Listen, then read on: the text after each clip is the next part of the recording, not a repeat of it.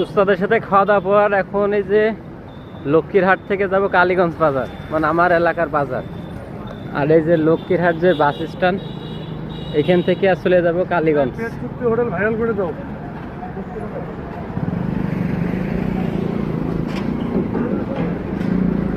এ কালীগঞ্জ বাজার যাবেন? কালীগঞ্জ বাজার কত? একা 1000 1000 নিয়েন। তুই যে বলতেছেন কয় টাকা দেবো, তাহলে 1000 নেবেন? না না না 50 না, 10 টাকা ভাড়া। আরে দাদুর ভিডিওতে আসা খুব শখ। দাদুর এই যে ভিডিও নিলাম। আর এই যে গ্রামের নাম কি এই জায়গার? লক্ষ্মীঘাট চৌরাস্তা। তো দাদুর নাম কি? নাম বলেন। নাম নেই না? দাদু এখন লজ্জা পাচ্ছে, নাম নেই। এই যে এখন যাবো কোথায়? কালীগঞ্জ বাজার। চলেন, ঠিক আছে দাদু, টাটা। আচ্ছা আসেন আসেন আসেন, ওঠেন ওঠেন। হ্যাঁ, এই যে দাদু আমার সাথে এখন যাচ্ছে। নামটা বলেন, সমস্যা নেই। লক্ষ্মীরহাট চৌরাস্তা, চলে যাব কালীগঞ্জ বাজার।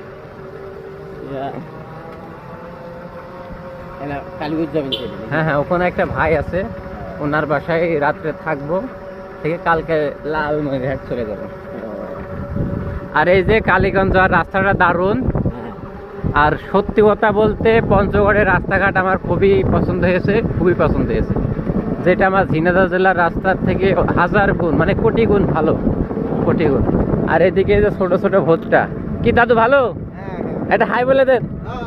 ও রে দাদু, এইদিকে শুধু রাস্তা সুন্দর না, এইদিকে এই যে ব্রিজের কাজ চলে। ও লোক কইতা লোক আমার তো বন্ধ। ও কাজ বন্ধ হয়ে গেছে, এই যে ব্রিজ হতে হতে বন্ধ হয়ে গেছে। পঞ্চগড়ে প্রচুর কাজ।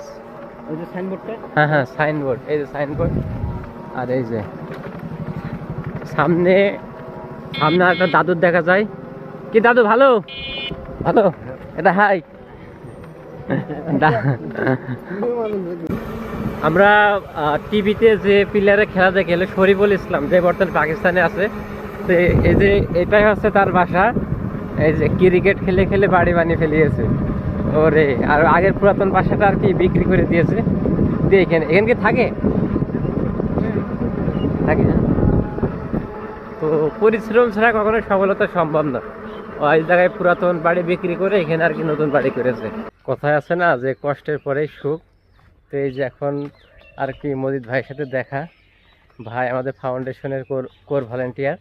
তো ভাইয়ের সাথে এর আগেও দেখা এসেছিল দিনাজপুরে, চাঁপাইনবাবগঞ্জে, আবারও দেখা হয়ে গেল। তো ভাইকে অসংখ্য ধন্যবাদ আমাকে ইনভাইট করার জন্য। এবং ভাইয়ের গ্রামটা ঘুরবো, ভাইয়ের কারখানা আছে, তাঁতের কারখানা।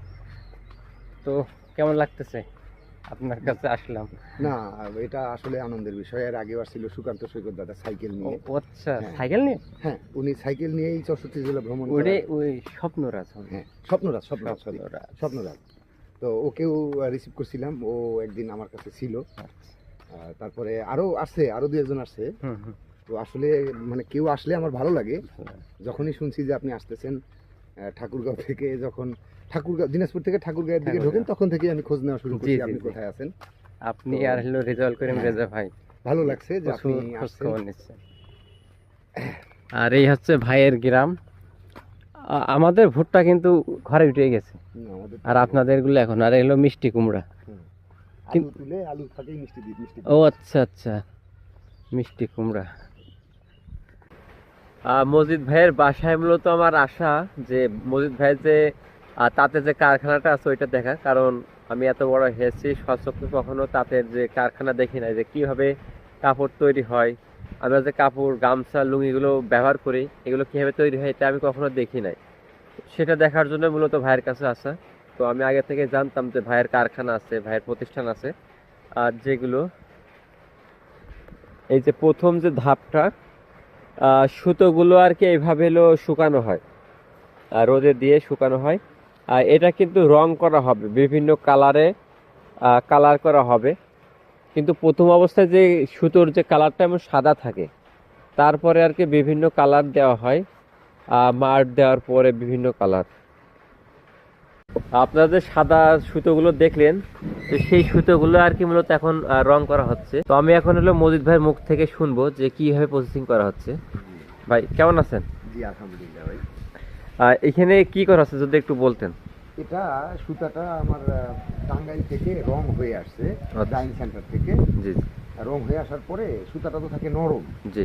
তো কাপড়টা বডি করার জন্য আমরা এই যে অ্যারুট বার্লি যেটাকে বলা হয়, এটা হচ্ছে আপনার অ্যারুট বার্লি, যেটা ওই যে আপনার পাঞ্জাবিতে দেয় শক্ত হওয়ার জন্য, সেই জিনিস দিয়ে সুতাটাকে হালকা একটু মার দেওয়া হচ্ছে। এখন এটা রোদ্রে শুকানো হবে। এই সুতাটা কাপড়ে বুনন দিলে আপনার ওই কাপড়টা বডি হবে, মানে হাতে শক্ত মনে হবে, শক্ত মনে, মজবুত মনে হবে। জি জি। তো ভাইয়ের মুখ থেকে শুনলেন যে সুতোটা কিভাবে প্রস্তুত হয়। এখন কারখানার ভিতরে যাব, কিন্তু কারখানার ভিতরে প্রচুর শব্দ, ওইভাবে বিশ্লেষণ করা যাবে না, জাস্ট শুধু দেখবেন যে কীভাবে কী কাজ চলতেছে। আর এই যে ভাই যাচ্ছে আমাকে নিয়ে, এই যে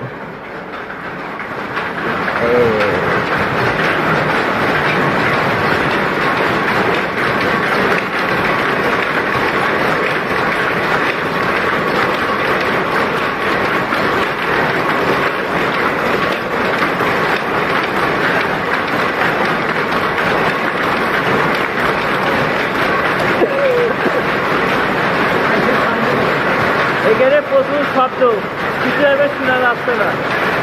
এই যে কাজ করলে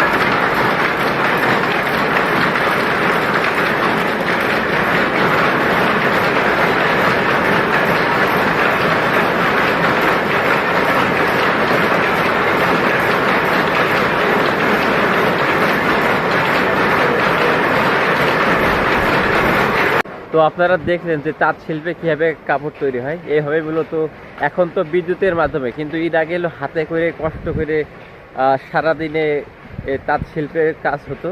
তো সেই জায়গা থেকে সব কিছু এখন আপডেট হয়েছে, হাত থেকে এখন বিদ্যুতের মোটরের মাধ্যমে হচ্ছে, আর যেটা কিনা আগের থেকে অনেক কষ্ট কম হয়েছে। আগে দিনের পর দিন কষ্ট করে আর কি তাঁত শিল্পী হিসেবে কাজ করতেন। তো আজকে ভিডিও এখানে শেষ করছি। তারপরে আজকে আবার কি চলে যাবে হলো নীলফামারীতে।